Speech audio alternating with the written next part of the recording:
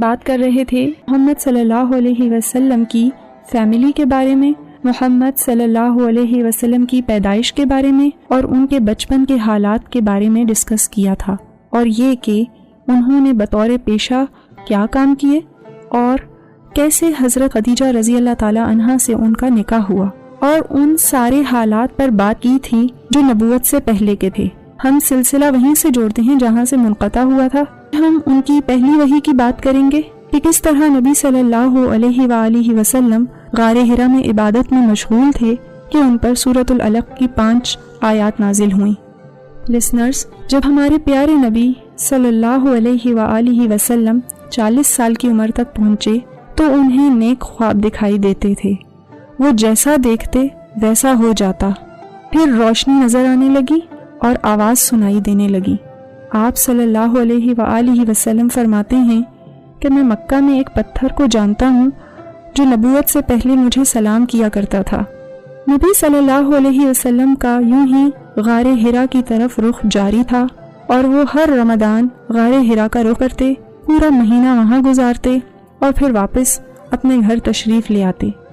اسی طرح یہ ان کی روٹین میں شامل ہو چکا تھا، اور یہ ان کے روٹین کا تیسرا رمضان تھا، اور آپ کی عمر کا 41واں سال تھا، یعنی جب آپ 41 ایئرز کے ہوئے، کہ آپ صلی اللہ علیہ وسلم غار حرا کے اندر عبادت میں مشغول تھے کہ اچانک جبرائیل علیہ السلام نازل ہوئے اور آپ صلی اللہ علیہ وسلم کو وحی اور نبوت سے نوازا۔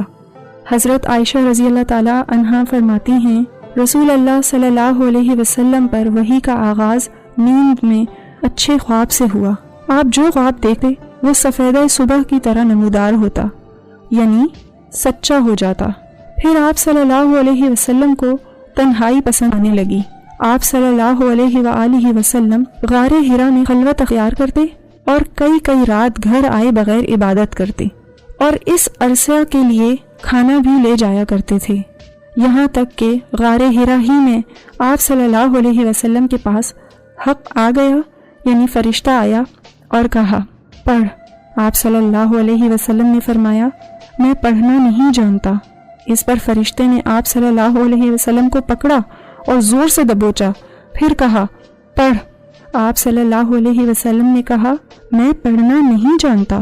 اس نے دوبارہ پکڑ کر دبوچا اور پھر چھوڑ کر کہا پڑھ۔ آپ صلی اللہ علیہ وسلم نے فرمایا میں پڑھا ہوا نہیں ہوں۔ اس پر فرشتے نے تیسری بار دبوچا اور سورۃ العلق کی شروع کی 5 آیات نازل کی، جن کا ترجمہ یہ ہے، پڑھ اپنے اس پروردگار کے نام سے جس نے پیدا کیا انسان کو لوتھڑے سے۔ پڑھ تیرا رب بڑا کریم ہے جس نے قلم کے ذریعے علم دیا، انسان کو وہ بات سکھائی جسے وہ نہ جانتا تھا۔ لسنرز، کیونکہ یہ پہلی وحی تھی اور ان کی لائف کا فرسٹ ایکسپیرینس تھا، تو یہ بہت ہی نیچرل سی بات تھی کہ ان پر خوف طاری ہو گیا، اور وہ اسی خوف کی حالت میں غار حرا سے نکلے اور یہ 5 آیات لے کر حضرت خدیجہ رضی اللہ تعالی عنہا کے پاس گھر آ گئے اور کہا مجھے چادر اوڑھا دو، مجھے چادر اوڑھا دو۔ حضرت خدیجہ رضی اللہ تعالی عنہا نے نبی صلی اللہ علیہ وآلہ وسلم پر چادر اوڑھا دی، یہاں تک کہ آپ صلی اللہ علیہ وسلم کا خوف کچھ کم ہوا، اور جب آپ صلی اللہ علیہ وآلہ وسلم کچھ بات کرنے کی پوزیشن میں آئے تو آپ صلی اللہ علیہ وسلم نے حضرت خدیجہ رضی اللہ تعالی عنہا کو واقعہ سنایا اور کہا مجھے اپنی جان کا ڈر لگتا ہے۔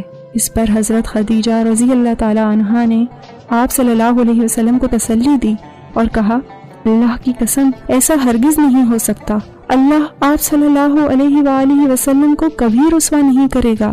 آپ صلی اللہ علیہ وآلہ وسلم صلہ رحمی کرتے ہیں، بے سہاروں کا بوجھ اٹھاتے ہیں، خالی ہاتھ والوں کا بندوبست کرتے ہیں، مہمان نوازی کرتے ہیں، حق کے آنے میں آنے والی تکلیف میں لوگوں کی مدد کرتے ہیں۔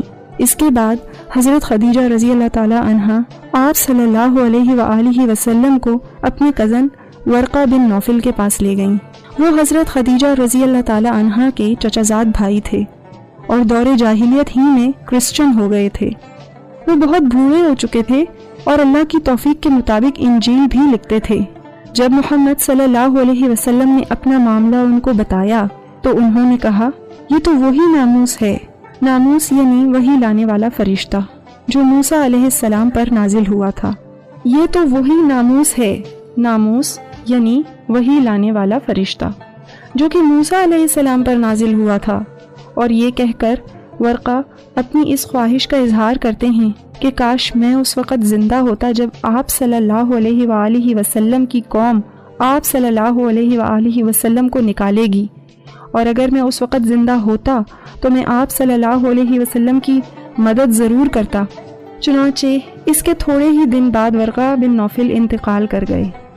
پہلی وحی کے اترنے کے بعد وحی کے آنے میں وقفہ آ گیا اور یہ کئی دن تک جاری رہا، اتنا کہ آپ صلی اللہ علیہ وسلم دوسری وحی آنے کا بے چینی سے انتظار کرنے لگے اور دل ہی دل میں سوچتے تھے کہ وحی کیوں نہیں آ رہی۔ پھر آپ صلی اللہ علیہ وسلم دوبارہ سے غار حرا میں چلے گئے اور ایز یوزول جب رمضان ختم ہوا تو غار حرا میں، اور ایز یوزول جب رمضان ختم ہوا تو غار حرا سے مکہ روانہ ہوئے، اور جب پہاڑ سے اتر کر میدان میں پہنچے تو فرماتے ہیں کہ مجھے پکارا گیا، میں نے دائیں دیکھا تو وہاں کچھ دکھائی نہ دیا، بائیں دیکھا تو وہاں بھی کچھ دکھائی نہ دیا، پھر آگے دیکھا تو وہاں بھی کچھ نظر نہ آیا، پھر پیچھے دیکھا تو وہاں بھی کچھ نظر نہ آیا۔ اس کے بعد میں نے سر اوپر اٹھایا تو کیا دیکھتا ہوں کہ جو فرشتہ ہیرا میں میرے پاس آیا تھا وہی آسمان و زمین کے درمیان کرسی پر بیٹھا ہے۔ یہ دیکھ کر میرا پورا وجود اس کے رعب سے بھر گیا اور میں زمین کی طرف جا جھکا۔ پھر میں خدیجہ رضی اللہ تعالی عنہا کے پاس آیا اور کہا، مجھے چادر اوڑھا دو، مجھے چادر اوڑھا دو، مجھ پر کمبل اوڑھا دو اور ٹھنڈے پانی کے چھینٹے مارو۔ حضرت خدیجہ رضی اللہ تعالی عنہا نے اسی طرح سے کیا، اور پھر حضرت خدیجہ رضی اللہ تعالی عنہا کے سامنے ہی سورۃ المدثر کی شروع کی 5 آیات نازل ہوئیں، جس کا ترجمہ یہ ہے، اے کمبل پوش، اٹھ اور ڈرا اور اپنے رب کی بڑائی بیان کر اور اپنے کپڑے پاک رکھ اور گندگی سے الگ تھلگ رہ۔ لسنرز، اس طرح سے دوسری وحی بھی نازل ہو گئی۔ ان آیات سے صاف طور پر پتہ چلتا ہے کہ اللہ تعالیٰ نے نبی صلی اللہ علیہ وسلم کو حکم دیا کہ اٹھو اور ہمت کرو اور مت ڈرو۔ یہ ڈرنے اور گھبرانے کا وقت نہیں بلکہ اللہ سے لوگوں کو ڈرانے کا وقت ہے۔ ان آیات میں نبی صلی اللہ علیہ وآلہ وسلم کو 2 طرح کے کام بتا دیے گئے۔ نمبر 1 کہ آپ صلی اللہ علیہ وآلہ وسلم لوگوں کو اللہ کا حکم بتائیں اور ڈرائیں۔ نمبر 2 آپ صلی اللہ علیہ وآلہ وسلم بذات خود اللہ کے احکامات پر عمل کریں تاکہ لوگوں کے لیے رول ماڈل بن سکیں۔ ان آرڈرز کے ملنے کے بعد نبی صلی اللہ علیہ وسلم نے دعوت و تبلیغ کا کام شروع کر دیا۔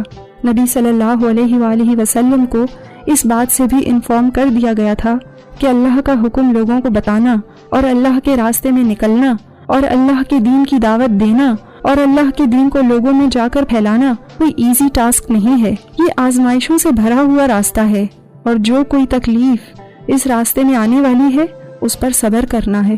ٹالرنس کا ہونا بہت ضروری ہے، ثابت قدم رہنا بہت ضروری ہے، یعنی اسٹرانگ ڈٹرمنیشن کا ہونا بہت ضروری ہے۔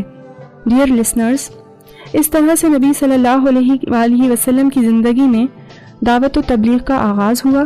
ان آیات کے اترنے کے بعد نبی صلی اللہ علیہ وسلم دین کی تبلیغ کے کام میں مصروف ہو گئے۔ آپ صلی اللہ علیہ وآلہ وسلم کو اللہ تعالیٰ نے پیٹرن سمجھا دیا تھا کہ تبلیغ کس طرح سے کرنی ہوگی، کیونکہ آپ صلی اللہ علیہ وآلہ وسلم کی قوم میں اکڑ اور تکبر بہت زیادہ تھا، اور یہ ایک ایسی قوم تھی کہ اپنے معاملات کے فیصلے میں تلوار سے کام لیتی تھی۔ اس لیے شروع میں اللہ تعالیٰ نے یہ حکم دیا کہ تبلیغ کا کام خاموشی اور رازداری سے ہی کیا جائے، اور پہلے صرف انہی لوگوں کو دعوت دی جائے جو قابل اعتماد ہوں اور حق پسند ہوں اور ان سے کسی قسم کا کوئی اندیشہ نہ ہو، اور یہ حکم دیا گیا کہ دعوت پہلے اپنے گھر ہی سے شروع کی جائے، پھر خاندان، قبیلے اور دوست و احباب میں دعوت دی جائے۔